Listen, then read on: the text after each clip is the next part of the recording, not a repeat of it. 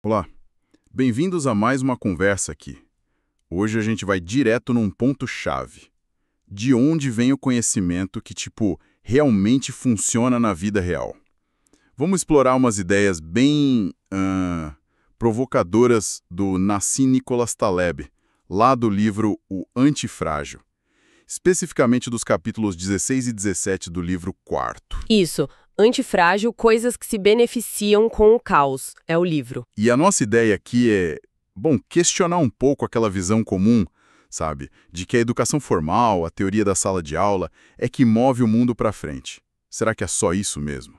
A gente vai ver como o aprendizado na prática, o saber fazer, às vezes sem nem saber explicar direito o porquê, e até exposição à bagunça, podem ser, surpreendentemente valiosos. Ok, vamos lá.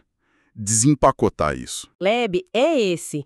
Sistemas complexos como a nossa vida, a economia, o conhecimento, eles não só aguentam o tranco do caos, como podem até melhorar com ele, com a aleatoriedade, com o estresse, e isso muda tudo sobre como a gente aprende e inova, né? Daí surge uma tensão que ele explora muito bem, a diferença entre o conhecimento que a gente consegue narrar, contar, explicar.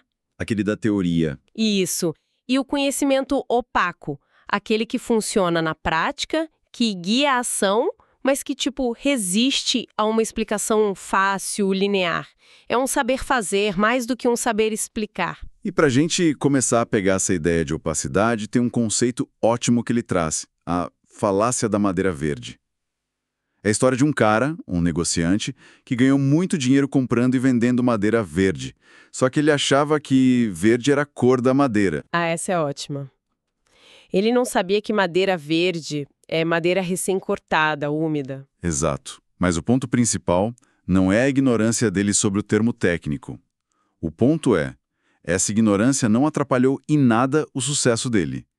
Ele entendia a dinâmica do mercado, preço, oferta, demanda, mesmo sem a teoria certa na cabeça. É um tapa na cara da ideia de que a gente precisa entender a teoria para fazer algo bem feito no mundo real, né? Totalmente. Desafia muito isso. E quem encarna essa sabedoria prática, esse conhecimento opaco, é o personagem Tony Gorducho.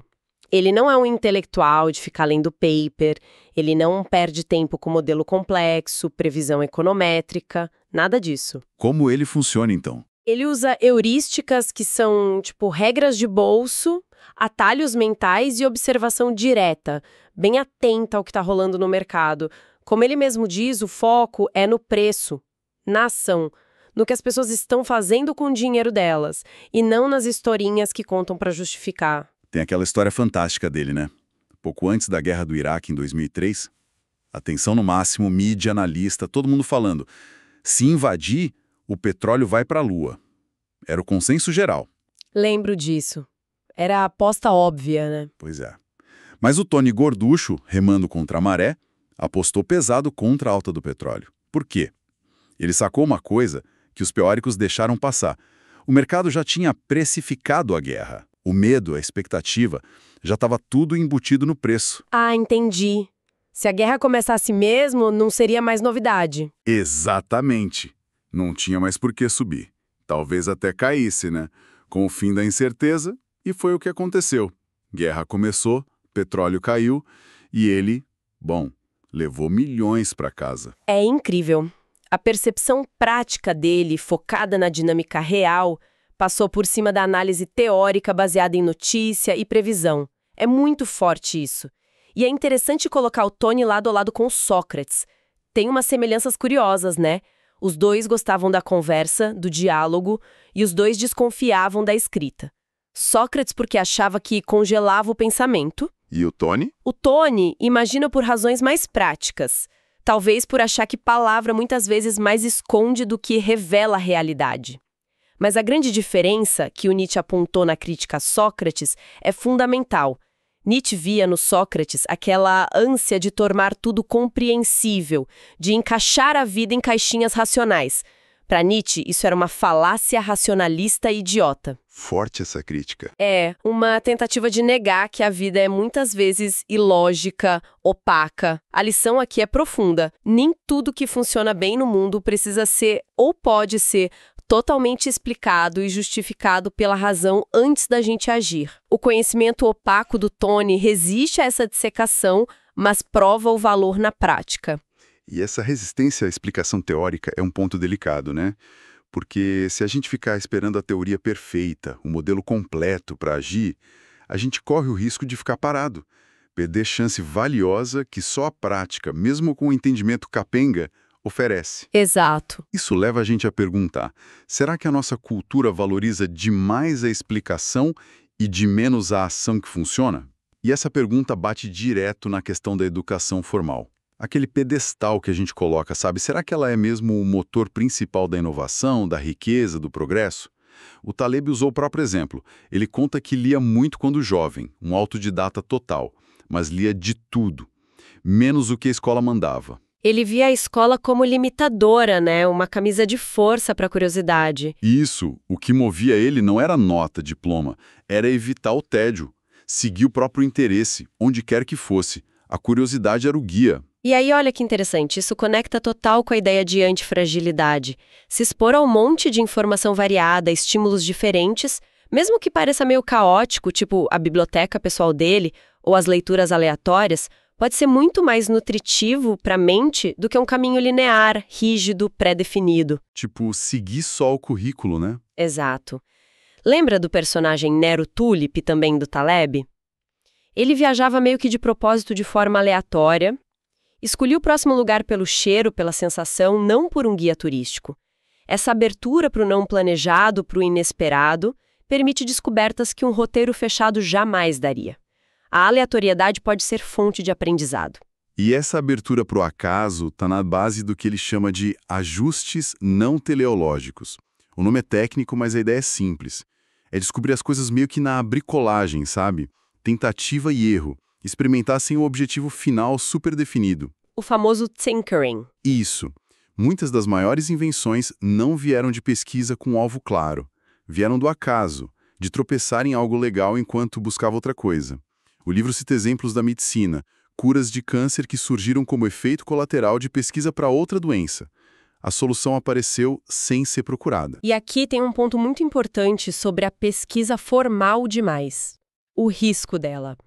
Um pesquisador que está super preso num plano, numa meta específica, ele pode simplesmente ignorar um resultado acidental promissor. Por quê? Porque não estava no plano. Deixa passar a oportunidade. Exatamente. Ele não exerce a opção que o acaso, a serendipidade, oferece. Já a prática, a bricolagem, a experiência mais livre, ela permite, até incentiva, explorar esses desvios. É aí que a opcionalidade brilha. É quando o ganho potencial com o inesperado, um erro, uma descoberta, é muito maior que a perda. O erro pode te ensinar mais que o acerto planejado. E essa briga entre teoria e prática antiga, viu? Na medicina antiga, por exemplo, tinha os racionalistas. Teoria primeiro, entender a causa para depois tratar. Mas tinha os empiristas céticos, como o sexto empírico. Esses eram diferentes. Muito. Eles desconfiavam profundamente de teoria abstrata, focavam na experiência direta, observar o que funcionava, o que não funcionava, acumulavam saber prático, sem ficar buscando a causa profunda. E ainda tinham os metódicos, que usavam heurísticas simples, regras práticas que funcionavam na maioria das vezes. Interessante. E qual prevaleceu? Historicamente, o empirismo puro foi meio que visto como inferior. Mas o valor prático dele, a capacidade de dar resultado, é inegável. E o poder dessas heurísticas, dessas regras práticas. A gente talvez subestime isso hoje. Adoro o exemplo do Gerd Gigerenzer, do jogador de beisebol. O cara tentando pegar uma bola alta vindo na direção dele. Ele não está lá calculando equação diferencial da parábola, resistência do ar. Impossível. Claro que não. Seria lento demais. Então, ele usa uma regra simples, uma heurística. Corre de um jeito que o ângulo do seu olhar para a bola fique constante. Só isso. Fazendo isso, ele intuitivamente ajusta a velocidade, a trajetória e chega onde a bola vai cair. É genial.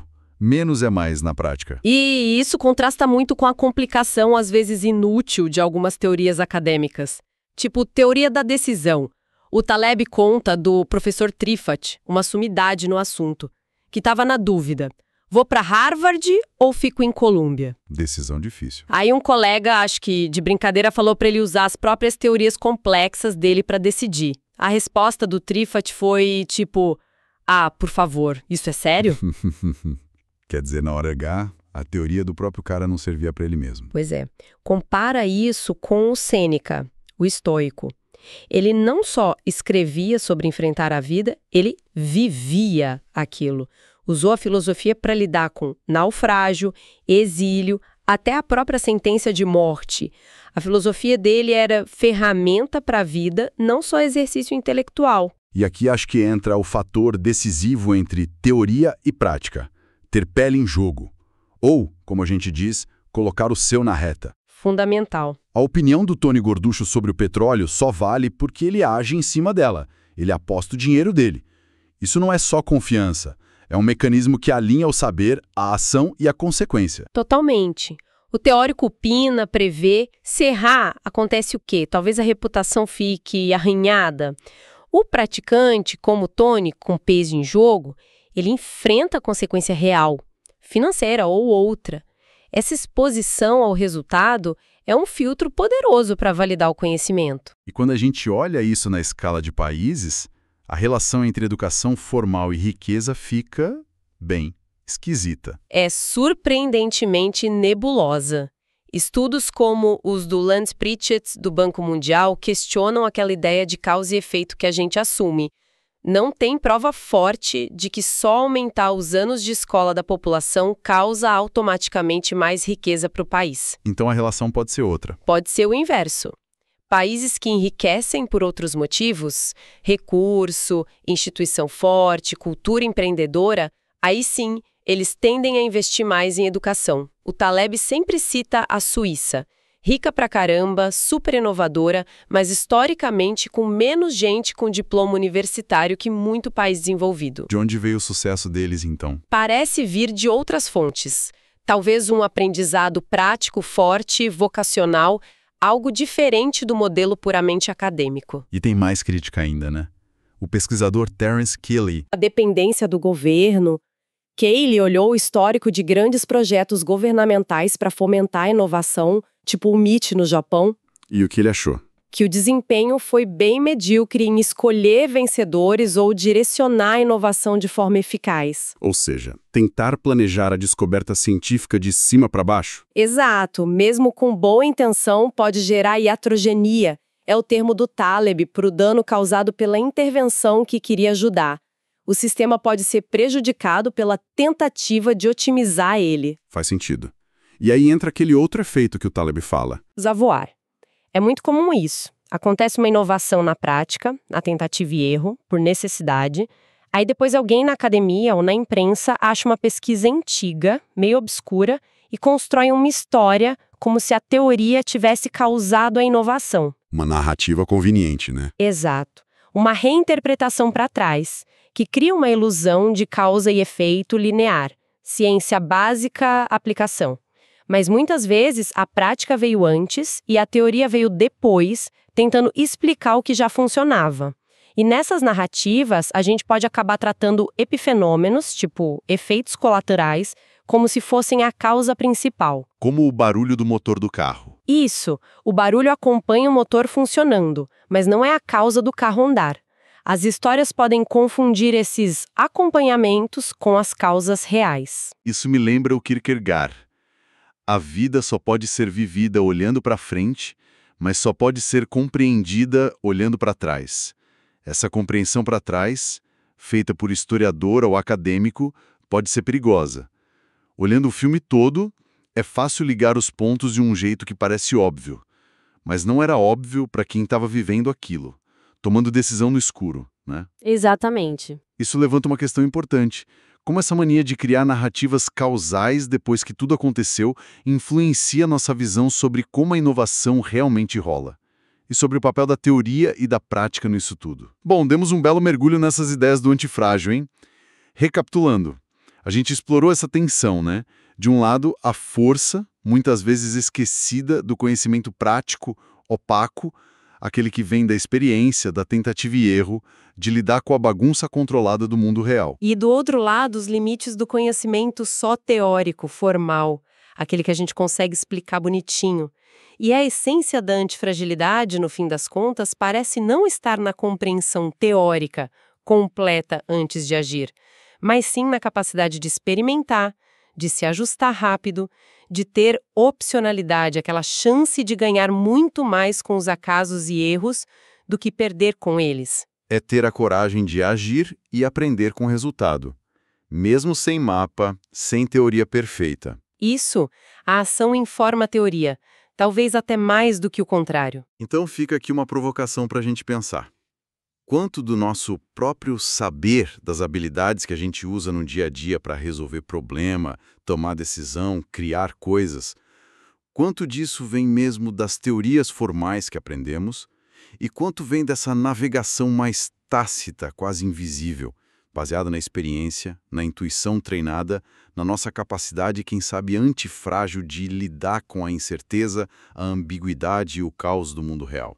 Uma ótima pergunta. E talvez o mais importante, como a gente pode começar a reconhecer mais, valorizar mais e até cultivar mais essa sabedoria prática, esse conhecimento opaco na nossa vida, no trabalho, no nosso aprendizado contínuo.